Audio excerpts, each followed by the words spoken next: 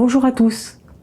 Alors, comment se remet-on d'une relation avec un ou une perverse narcissique? Eh bien, en tout premier lieu, il faut éviter tous les contacts directs autant que possible avec le ou la perverse narcissique afin de pouvoir recommencer à penser par vous-même, sans aucune pression de sa part. Ensuite, il faut faire une relecture de ce qui s'est passé, en se référant seulement aux faits et non pas à ce que vous avez ressenti. Vous réalisez alors que vous avez aimé profondément un mirage, un rêve, votre rêve d'accomplissement que le ou la perverse narcissique vous avait affiché en début de relation, pendant la période de lune de miel, mais sans réellement s'investir. Cette personne avait ensuite entretenu ce mirage pour vous garder sous emprise, tout en vous dévalorisant chaque jour davantage. Vous devez absolument désidéaliser cette personne qui n'a fait que mimer des sentiments pour vous.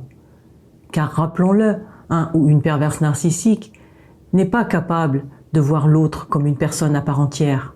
Quand il ou elle vous a abordé, c'est qu'il ou elle a vu chez vous quelque chose qui l'intéressait et qui allait lui servir pour nourrir son ego éternellement en besoin de reconnaissance et d'approvisionnement. Se pavaner au bras d'une belle femme ou d'un artiste, d'une personne riche ou créatrice par exemple, le ou la faisait se sentir supérieur. Pour un ou une perverse narcissique, la personne en elle-même ne compte pas. C'est ce qu'elle représente qui importe. Réaliser cela permet de se détacher un peu de cette personne et surtout de déculpabiliser. Vous n'êtes pas responsable du flop de la relation, tout simplement parce qu'il n'y a jamais eu de réelle connexion avec cette personne. Ensuite, entamer un travail sur soi permet de comprendre ce qui vous a conduit à accepter que cette personne aille toujours plus loin dans ses comportements abusifs, sans poser vos limites. Après ce type de relation, vous ne pouvez pas redevenir la personne que vous étiez avant. Votre vision du monde a changé. Si vous pensiez notamment que l'amour, l'amitié, tous les sentiments profonds pouvaient tout arranger, vous savez désormais que c'est faux.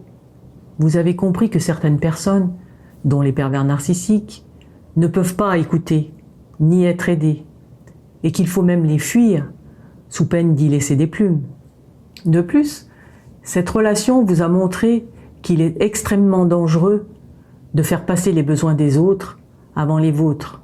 Une fois tout ceci bien intégré, vous vous sentirez mieux. Et toutes les tentatives de nouvelles personnes toxiques ne donneront plus lieu à une emprise sur vous, car vous saurez les reconnaître et surtout fixer vos limites. Laissez le temps faire son œuvre et faites-vous confiance, vous êtes votre meilleur allié. À bientôt.